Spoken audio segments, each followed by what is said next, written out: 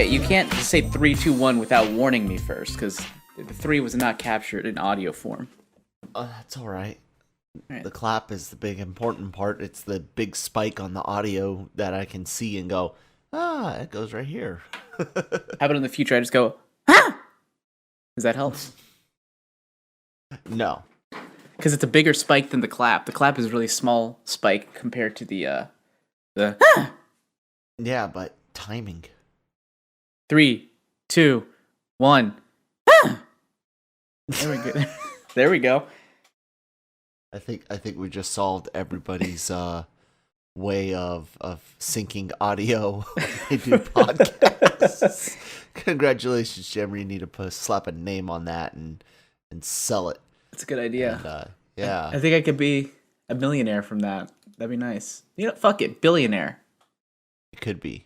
You could be a billionaire. Good morning, everybody, and welcome to LRMornings with Kyle and Jammer. I'm Kyle. I'm Jammer. And that was some really bullshit fucking banter. Well, it wasn't really banter. It was just talking, because the thing is, I noticed when you do the clapping thing at the beginning, and what he does is he has me put my headset up to the mic, and he does 3, 2, 1, and then he claps so that he could sync the audio, because we record separately on our ends. And I'm like, when I've done it in the past, I've tried to, like, where the fuck is the clap? I was thinking it'd be easy to find, but no, it's like this tiny, tiny little blip. And I don't know how it does you any good.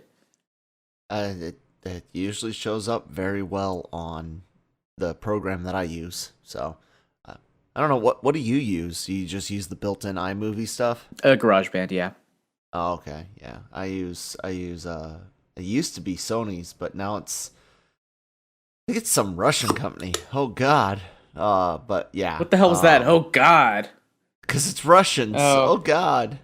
Wasn't sure what you were talking about there for a second. Yeah. No, it's Vegas Studio Suite. Yeah. So, yeah, I like it.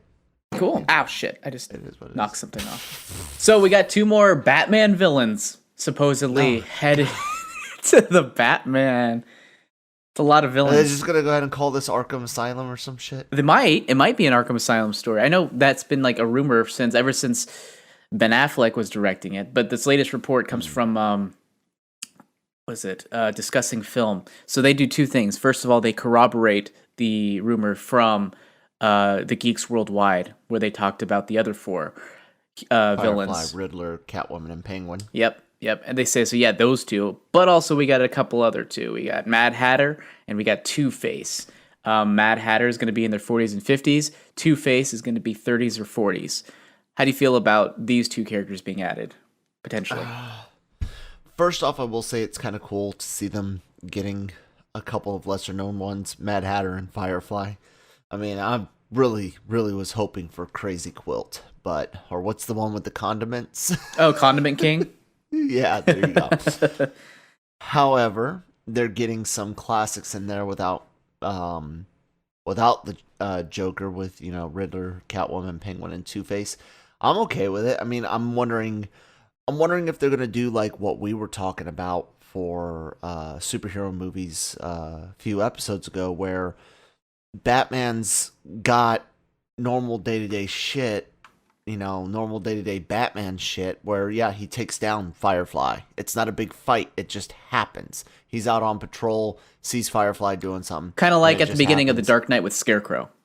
Yeah, but have more of that have through more the of that. movie while he's going through. Make it like a legitimate 5-issue comic arc. During a 5-issue comic arc, heroes will fight several villains that might even lead them up the chain. Like, all these guys might be helping Batman do his detective work and leading him up the chain. Sorry, I've got my dog in here. It's all good. I would like to see something like that. So having a couple of lower tier ones like Mad Hatter and Firefly, maybe depending on the story, Penguin and Two-Face can be low tier, or not fucking Two-Face. Penguin and Riddler can be low tier, but they can also be top tier villains. It just I hear that on Riddler, the story that they take. Based on the rumors, the Riddler's going to be, the main one. Okay, so cool. Yeah, so I'm fine with it. Yeah, I think it's cool. I think there's a lot of potential there of having him, basically solve crimes as he's doing the overarching thing. which is I think a good approach. And I know that from ever since I think he was first discussing it, Matt Reeves, the writer director, he talked about he wanted to make a definitive Batman story, the definitive take on the big screen. And we've had a lot of great Batman stories, but generally speaking, 2 to 3 villains max is what we've had, and that's fine. And it makes sense. You don't want to overstuff a movie. But you've never really got a feeling that it's like you have a world populated with this world of villains, or with all these rogues gallery and stuff. So finding a way to incorporate them in really interesting ways and really fun ways that don't take away from the main story, it's a challenge, but I think it could be really fucking rewarding if they get it right. If they get it right, it absolutely can be. I agree. Yeah, I mean, and Matt Reeves isn't really someone who from what I've seen, has packs his movies unnecessarily. I mean, you look at, what was it? He's the one who did Let Me In, correct?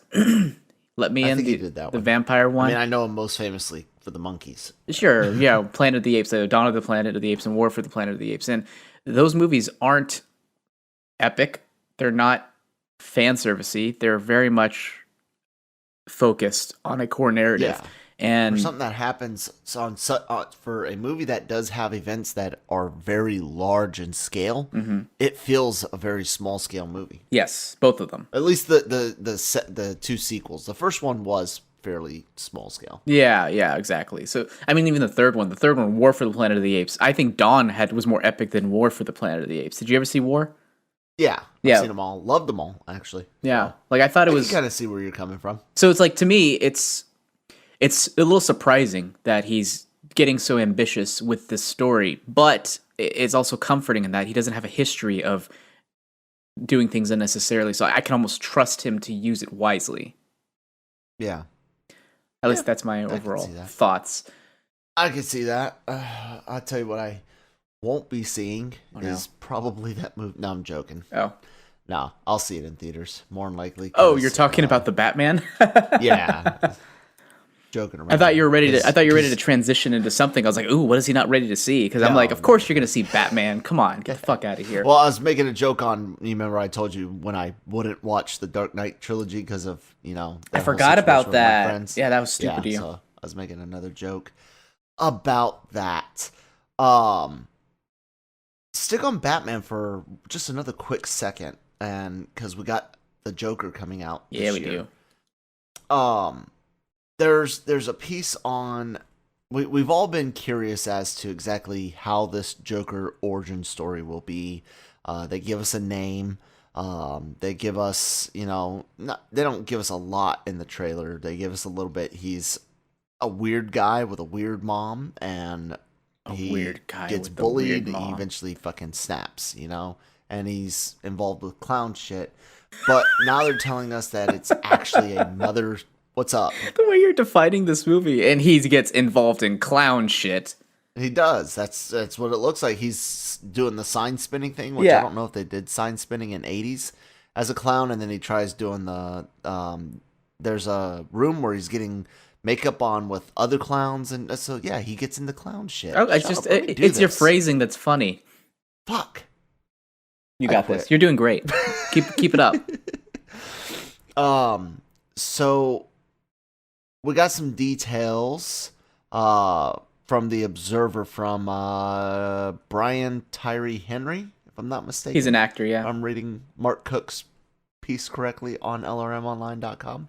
I think it's going to be very different because it really goes into just the origin story. Villains are never born that way. They're made. There's something that happens in their lives that they give up their faith in humanity. They see the flaws in humanity and mankind and feel they must correct it. And what happens with Joker is you start to see how he really was a happy person. He was trying to find this hope in humanity until it broke him down, and he just had to give up and reshape it. Also, there's going to be a connection made about a boy and his mother. This is another thing you're going to see, that he was capable of love at some point, but at the end of the day, I think it's all about how he was made that way and how he didn't start being that kind of person.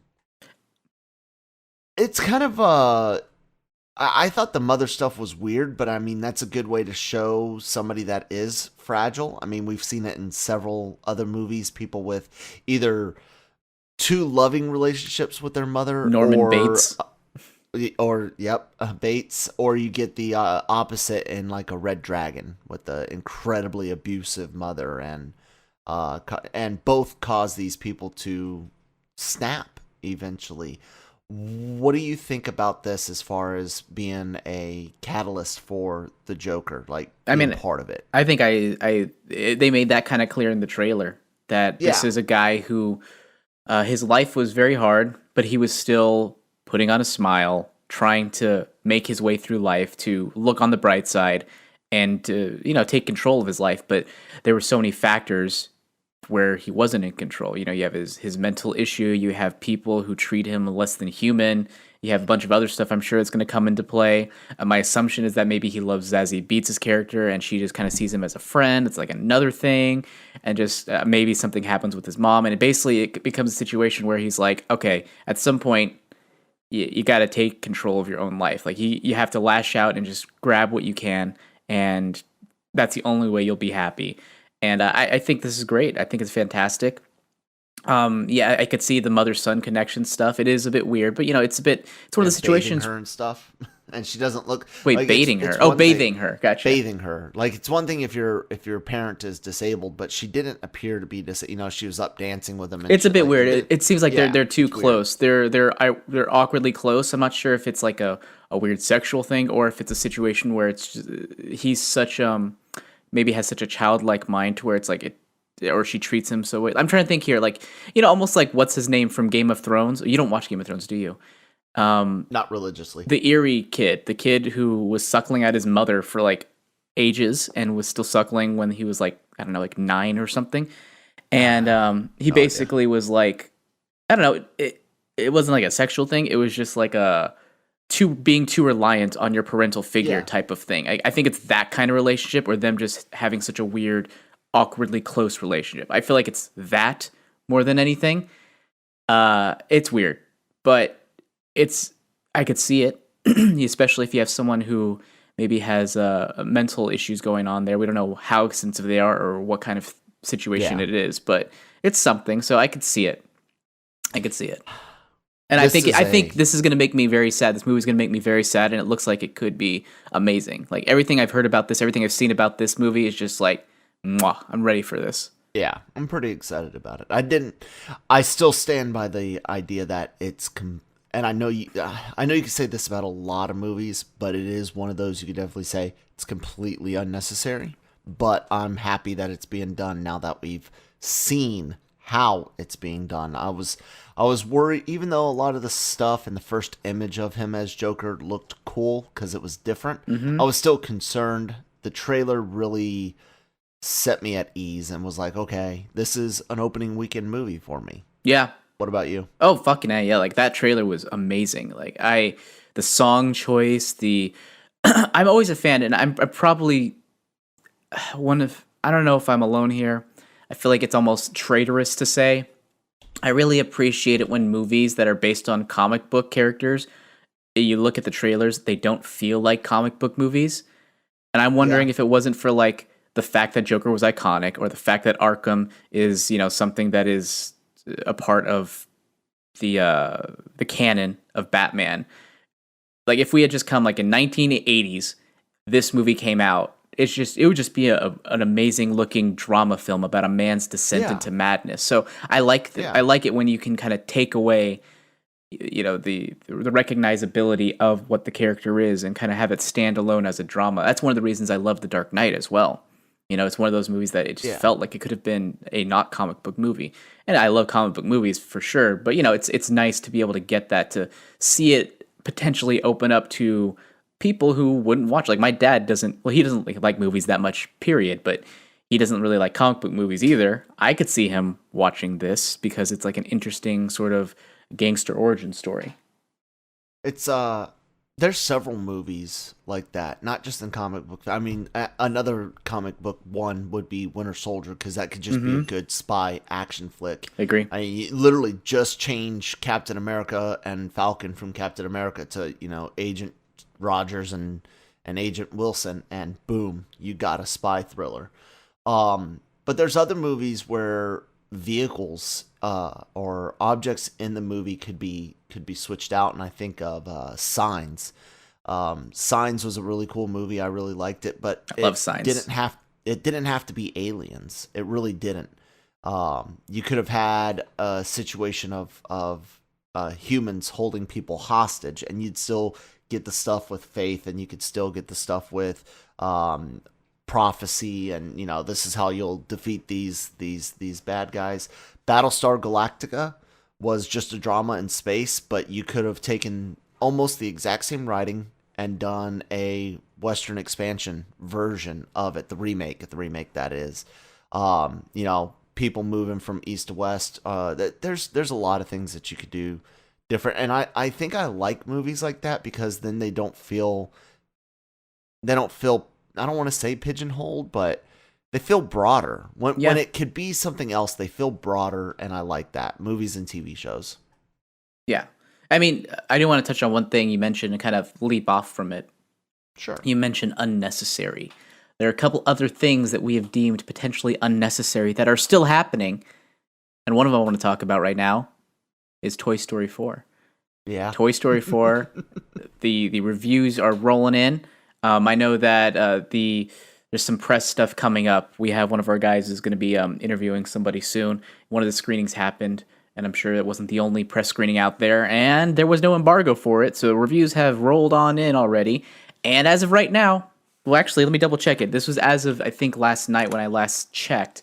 On Rotten Tomatoes, it's at 100%. Now, let me go ahead and head over to the website to see the update. Right now, according to the website, it's still at 100%.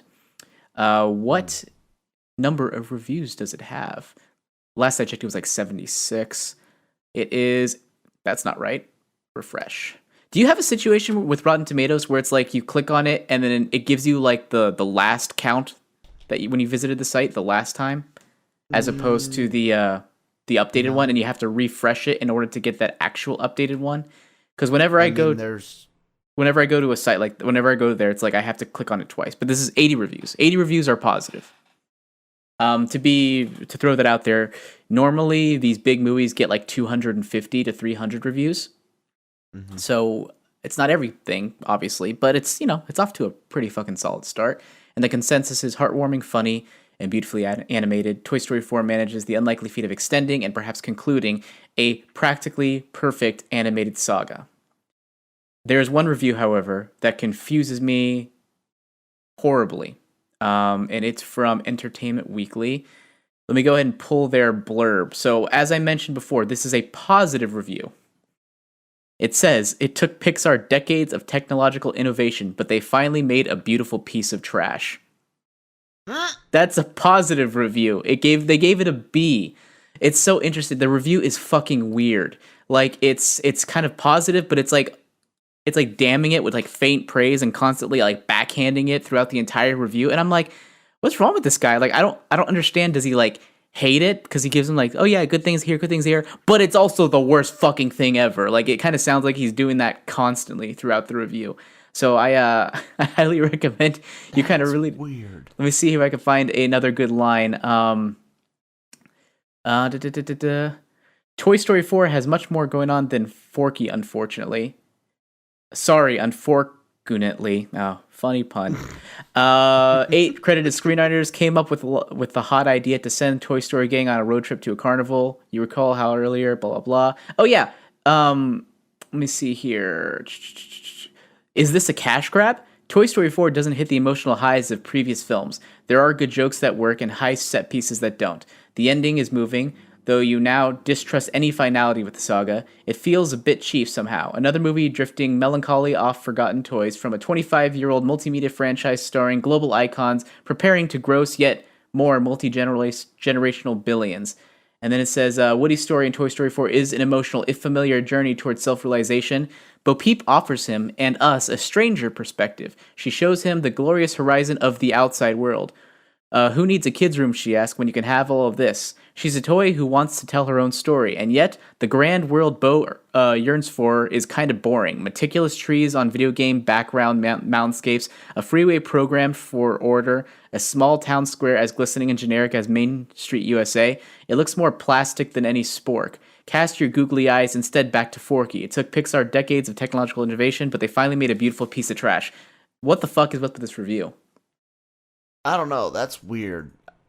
I mean, he's really getting at the whole unnecessary and that, I mean, you have talked about that, but a beautiful, even if it's unnecessary, I wouldn't call it a piece of trash. Yeah, I don't. That's the thing is, he gave it a B. Like, I don't. That's a positive review, and it's also funny to me. It's like, you know what, the world that she wants. I don't know if it's better than just a single room for the rest of her life. It all looks fake. I'm like, it's a fucking carnival. I don't understand how they see that as anything but, I don't know.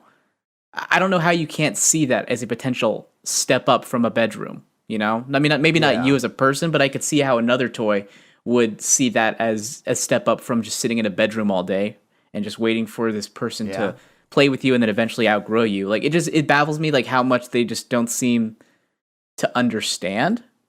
I mean, obviously, I haven't seen the movie, but based on what he's talking about, I get what he's saying. I just disagree horrifically. Yeah. The word choice is really throwing me off here. But, and me and you have discussed this multiple times with this movie specifically, because of the finality of Toy Story 3, was this movie really necessary? And of course, no, it's not. But like all movies, if it's good, well then great. We just got another good movie to watch. Yeah. Yeah. But I mean, it's got 100% on Rotten Tomatoes. I'm guessing it'll probably end somewhere in the high 90s, 97, 98. Yeah. By the time all reviews are in, you're gonna get a couple of people that are not very happy, and that's fine. Right, you're gonna get that one guy who I don't remember which review it was, but he's dumb. I will say I don't remember, but he's fucking stupid. But there was a guy I forget which movie was it. It may have been Endgame or something else. Yeah, I don't know. I don't see how anybody could give that movie a negative review. I could see how some people would be like, it's comic drivel, it's a B, but it was still fun. Like, I don't know. Whatever. No, I think maybe it was Into the Spider-Verse where they talked about how, the movie looked unfinished and it had a weird frame rate. So I went to the theater person and said, "Is there something wrong with the projection?" And they're like, "No, God. This is it." And I was like, okay. I think it was that dude that I'm thinking about. Yeah, I did worry about that movie initially and how it would be watching a movie for 2 hours with that weird stutter, but it turned out fine. Turned out absolutely fine. I think the weird out of focus thing from Chilling Adventures of Sabrina fucking bothers me more. I didn't mind that. What I minded about Sabrina was it was just slow as fuck. It was slow. I Did couldn't you watch finish season 2 at all? No, I couldn't finish the first season. Like, and I was really excited for that first season because the trailers were great and I liked the idea of it, but it just boring. I enjoyed it. Yeah. I enjoyed it. Speaking of Netflix, Jessica Jones season 3 hits today. Yeah. And my wife and I she watched all of season 1 again, and I watched parts of it with her. Season 1's so I just good. I just hope it's better than season 2 Me too. because season 2 was a real big letdown. I actually think me and Cam will be doing an LRM Ranks It podcast on the Netflix shows now that they're going to be finished, but got to take a week or two to watch this. Hopefully it's better. There's no mother and weird shit like that. So, but you still have Trish. Trish being Trish. Still have Trish, and she is running around as Hellcat now. I think they even make a reference to Hell and Cat in the trailer, if I remember correctly. Yeah, something like that. Yeah. So, I didn't. She was fine in part 1. The way they did her descent into madness in season 2. I didn't really care for. Yeah, it was just one of those things where it was just so unbelievably TV, where it's just like, it doesn't make sense, and it's annoying, but we have to do it because conflict. Yeah. Like they're Yeah. really pushing for the conflict, which is no fun. No, not really. But I can't think of. I Go do ahead. want to talk about one more thing, and Yeah, you sure. probably didn't have a chance to see it, but I can explain it to you. Doctor Sleep. So, The Shining, Oh, obviously the Shining prequel or sequel. sequel. So, Sequel. The Shining obviously came out. The book came out. I think it was the 80s or something, like 1980 or whatever. First, I think it was the first novel from Stephen King.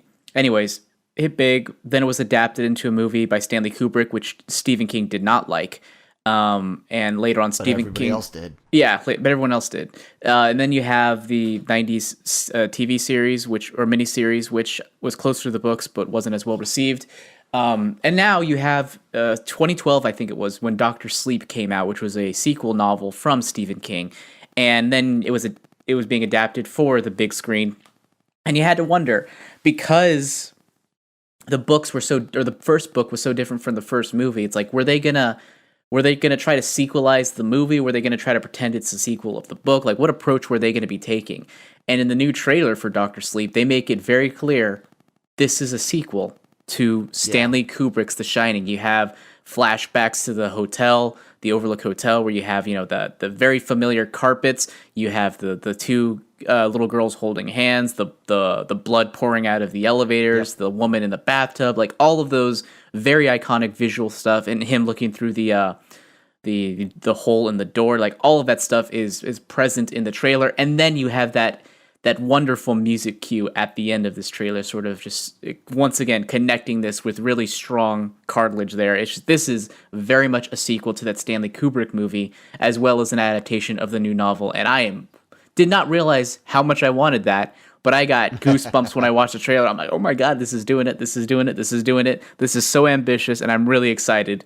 Did you have a chance to see it? No, I didn't. I saw it, and until this morning when you mentioned Doctor Sleep, it didn't even dawn on me what it was.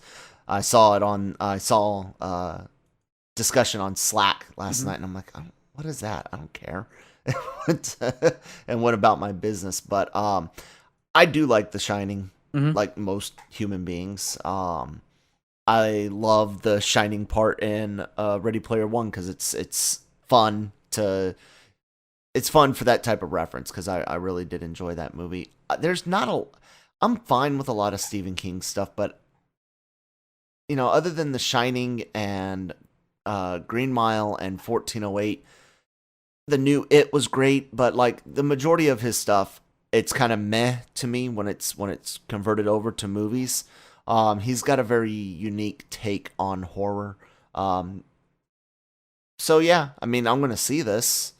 And I'll watch the trailer once we're done. I'm curious. So, my wife, she's not a horror person, but The Shining is one of those movies that she loves. So I'm hoping that she'll be down to watch this, because I normally don't see horror movies in theaters because of her. So fingers crossed that I get to see this one.